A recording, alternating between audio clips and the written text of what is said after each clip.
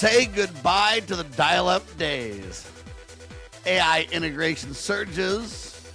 A new type of fireproof battery. Amazon making a major move into satellite internet. And Netgear says, hey, it's the first. If you want to check out what we do, npitechguys.com is where you go for that. That's npitechguys.com. Why? Because we're sponsored by Network Providers Inc.com. When you think strategic IT, when you think help desk, when you think of partner all the way, think outsourced IT and think Network Providers Inc.com. Hi, Jay. Hey, Sam. How are you doing? I'm doing fantastic, especially if I get some of these batteries. I feel a lot safer with these things. Yeah, I have seen recently a lot of videos of people. I saw this one couple that came home from vacation. Their house didn't burn down, thankfully, but they had a fan or something, or they were charging like a tool, and the lithium-ion battery caught fire. Now, their house was all sealed up, so the fire never got out of control. It stopped itself. But everything in their house was covered in soot. Like you could see footprints on the carpet. You know, there was smoke damage everywhere. The fire went out, but I mean, the house was, you have to gut the whole house and start over. The structure is good, but another one was a lady had that's where they say, but the bones are good, right? Anyway, yeah, exactly. The interesting thing about this too is they really started to kind of clamp down on planes too, Jay. Because people are taking these battery packs on planes, and hey, they all of a sudden spontaneously combust and stuff. Yeah, they limit you, I think, to 20,000 milliamp, which is not huge. It's about the size of a bigger, those little booster packs that you can plug in USB and stuff on. Yeah, well, will it charge 3 or 4 phones worth or something? Yeah, exactly. Equivalent about. Yeah, charge your phone. Usually you think about times. the number, when you talk about those milliamps or whatever they are, you think 5 takes up one phone charge, right? About? Yeah. And so you have a 2,000 milliamp is a 20 amp battery, and that's, I think, the top, or maybe it's 2,600. I don't remember. They've adjusted it a little bit. You got four phones you could charge. You start getting bigger than that, and hey, they don't want it on the plane because it's too much of a fire hazard, a problem. Right? Yeah. I saw another video of a lady that had a tool, again, another tool. This was a fan, I think it was a Ryobi fan, in her car, and I don't even think she was charging it. It was just there. For some reason, the battery lit, caught fire, burned her car to the ground. I mean, there's nothing but a smoking shell left. And that's why I'm pretty much against electric vehicles, Jay. I just think when you talk about things moving around and smashing into other things, and I mean, the potential of an accident is very good when you put a lot of electric vehicles. The problem is they're just dangerous. They're dangerous for all kinds of reasons.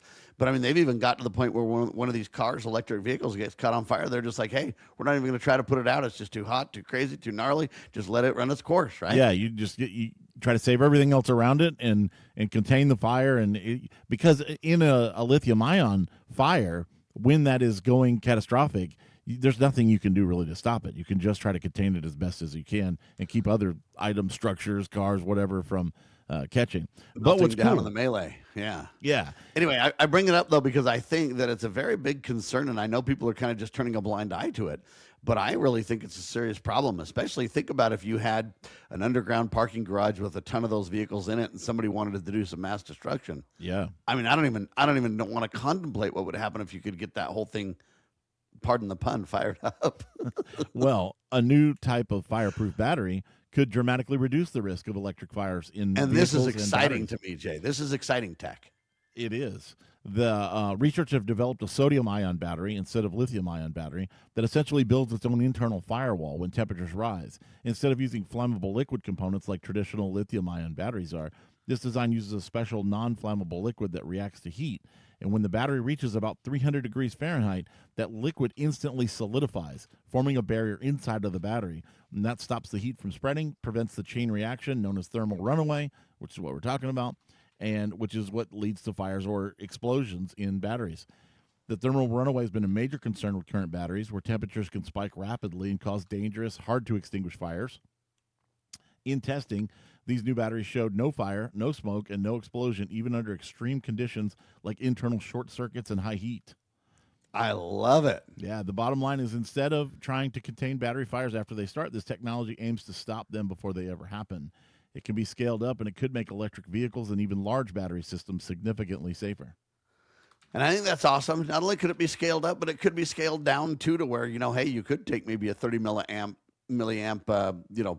backup or device or whatever you want to call these things, portable power or whatever, because if we could get the walls in if we could scale it down, electronics are all about miniaturization, right? If we could do that, then it might be, hey, it's no problem to have your battery on the plane. It's just not a big issue. Exactly, and I think that would be the case if this became the new standard. You wouldn't have to worry about it so much. And like right now, you can't even put lithium-ion batteries in your what's the opposite of carry-on? The stowaway luggage. Yeah. That you can't, because if something happens, Checkable luggage. Checkable, Jay. Yeah, exactly. Yeah. Because you don't want a fire happening under the plane. Nobody's down there. Nobody can get to it or do anything about it. Yes. Anyway, all I'm saying is I got 2 words about this. Bring it. Bring it on. I love it. Want more of it. Amazon's making a major move into space, and I really like this competition because we had the old satellite company, the HughesNet, and whoever they were, and they were faraway satellites. What do they call those, Jay? Geosynchronous. Yeah, but they're high satellites. They're far away, 22,000 miles up or whatever. Yeah. Those in you had HughesNet, you had Starband, you had a bunch of different players in there. And those were the old gens, and they were never very good because they're so far away that the delay is just too long. Yeah, the round trip problem, is like a couple seconds, right? The jitters are problem. Yeah, and so it was okay. It was better than nothing. It was better than dial-up. Then they moved to the new satellite capabilities, Elon Musk and company, Starlink and everything else. But now this is competition on that level. And I think this is going to really improve things, Jay. Exactly. The Amazon is buying GlobalStar for $11.6 billion. And this is a deal to give Amazon access to GlobalStar's satellite network and their wireless spectrum. Key pieces that I was going to buy that one, decided I'd probably bow out, Yeah, I don't blame you. It's a little pricey for me. $11 billion, okay. So they have an internet project. It's called Kuiper, and they're trying to compete with SpaceX's Starlink. And one of their big goals is direct-to-service, allowing smartphones to connect straight to satellites without relying on cell towers, especially in rural areas or during emergencies. Amazon expects to begin rolling out parts of its satellite network as early as 2026, with broader service coming later. The agreement also maintains GlobalStar's existing partnerships, including support for satellite features already in use in some smartphones. And this deal is going to increase the race for global satellite, positions Amazon to where they're a serious competitor to SpaceX. And I think it's probably going to be good for everybody to have competition in that space. Again, bring it. Love it. I'm just saying, they claim it's going to be faster too, right, Jay? Yeah, well, it depends on details. They say that it's going to be fast and maybe faster in certain circumstances. Also depends on how much you pay. Starlink has rolled out a bunch of new tiers from $50 all the way up to like $120 with different band levels and service. I mean, Starlink has some that are $10,000 for airlines and mobile and at sea and worldwide global roaming. And so it's hard to compare apples to apples just in general, but there's going to be competition. Well, and call up it. Elon and just say, Jay, Tech Watch, we need one of those killer $10,000 connections. We'll trade for it. And, you get cranking it up, Jay. Yeah, exactly. All right. Anyway, very interesting stuff, and we like it. So great news on batteries, great news on more internet competition everywhere. I like it, whether it's fiber, whether it's wireless, whether it's satellite, whatever. We welcome all this kind of stuff because, look, if you can connect straight to satellite with your phone and not have to buy a separate phone for satellite or whatever, and it can literally bounce between towers and satellites based on where you are, pretty soon you're not going to have near the dead zones. I mean, it's delightful stuff. We're praying for it. It's just exciting. All right, hang on. We keep an eye on tech so you don't have to. You're watching and listening to Tech Watch.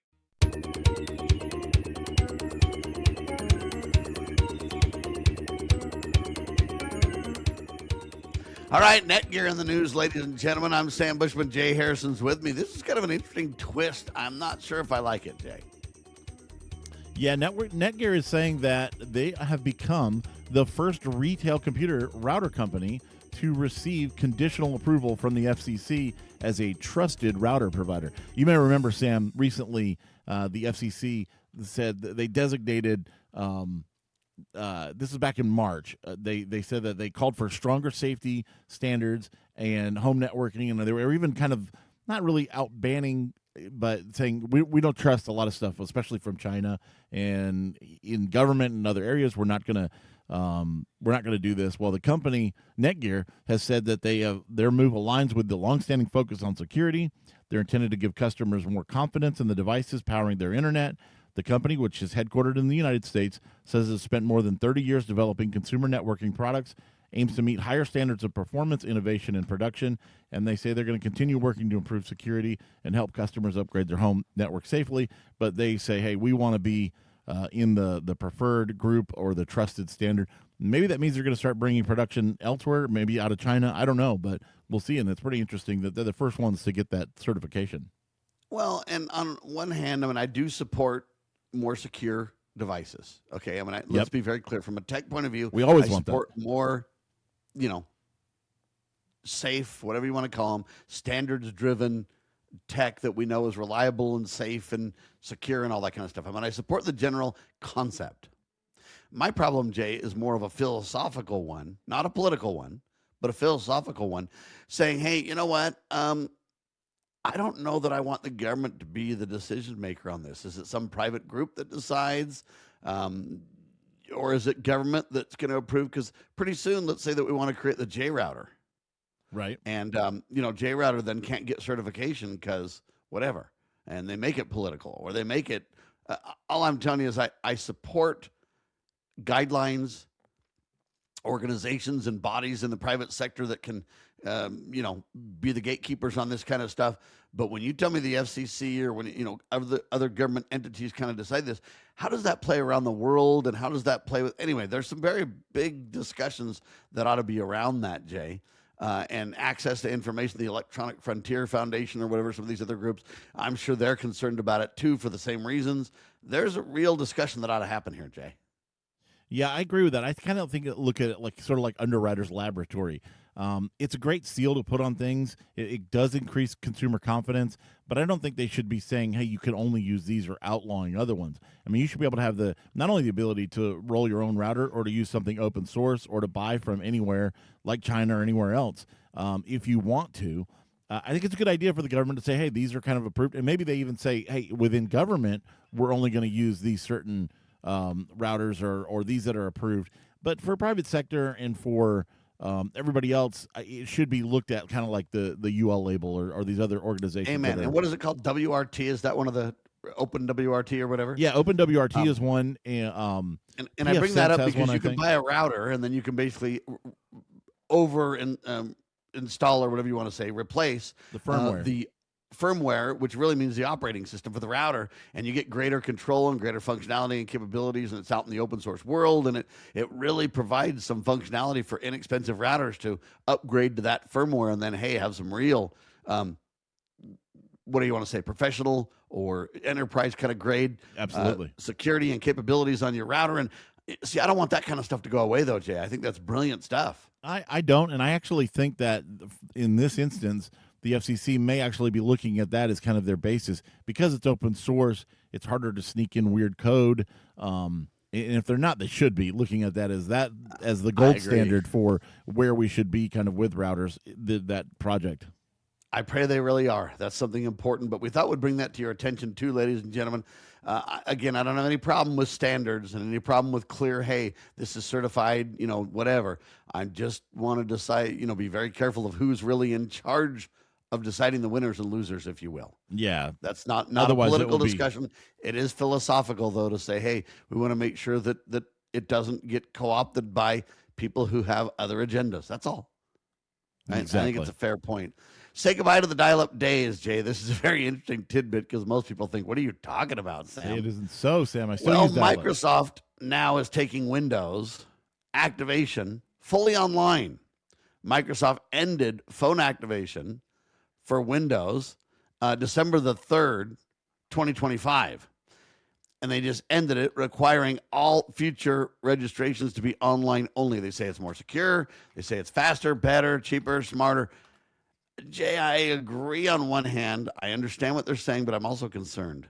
I don't like it when these companies have no way to get a human. And especially when it's something as pivotal or functional as, registering my operating system. Because nothing will run if you don't get that done. It'll time out and have a problem. I don't know if you know, but they just released the latest version of Windows or one of the upgrades or service packs, whatever you want to call them. And I guess people are being locked out of their computers entirely with it, Jay. I have not heard that, no. But oh, yeah. What's that technology where they lock down your hard drive? What's that called? BitLocker. BitLocker. Okay. They've got a BitLocker problem, and it literally locks people out of their computers. Oh, my goodness. No. And so that's what they say. The only way you can solve it is either get the key from somebody, or maybe you have to roll back the update so that you can back out of it. And I'm just telling you, this Yeah, is but how do you disaster. roll So back an update if you can't even access your computer? I mean, BitLocker starts from boot. It's part of the secure boot. I understand. So that's what all the debate and the problems are, but it's serious. And so I don't mean to be critical of a Microsoft, but I get that you want it to be secure, and if you say the majority of this is online because it works great, then fine. But at some point, folks, when there's I don't know if you want to dare say it's 911, but if I buy a computer and for some reason I'm either locked out of it and or can't get it registered, to me it's a 911 significant situation. Yeah, and you might need priority support for that and phone support. So, but I don't know that they're going to be offering it, Jay. That's what kind of so I think that we, the people, need to push back on this and say, Microsoft, we understand what you're trying to say, but you've got to provide, what do they call it in space? We need a safety hatch, Jay. Well, no, one thing I don't understand is it seems like now, especially with AI, people should be providing more phone support. It should be easier, and you don't have to pay as many people. At least have something that can weed out the calls and escalate ones that need to be done. I think that they're kind of going in the wrong direction a little bit. Now, I understand for keys and register. I mean, who does that if you don't have an internet connection? But if you're locked out of your own computer and you can't get online, what do you do? That is the quintessential problem. And like I say, I've had problems with Microsoft and some of these other companies that have not had great ability for the average Joe to get to them. For a long time, it's been kind of a problem. Now, if you run an IT company or you're involved as a consultant, hey, I can get a hold of Microsoft because we've got corporate, interfaces and lines but the average consumer doesn't have a lot of that kind of stuff. And so I think we need to be really careful here, Jay. Again, I'm not trying to make this political, but I am trying to say we need to make sure that people do have a way forward. Always. Agreed. And I think that's critical. But you mentioned AI, and they could use AI to really kind of decrease the cost to carry this out, but yet still provide some of those things. It's true. More and more companies are backing AI, including Microsoft and everybody else. AI integrations surge as companies shift from, they call it experimentation to deployment, Jay, and that's kind of interesting. They say they're moving beyond pilot programs, embedding AI tools directly into daily operations and workflow. I think that's true. But again, I want to give some caution to this.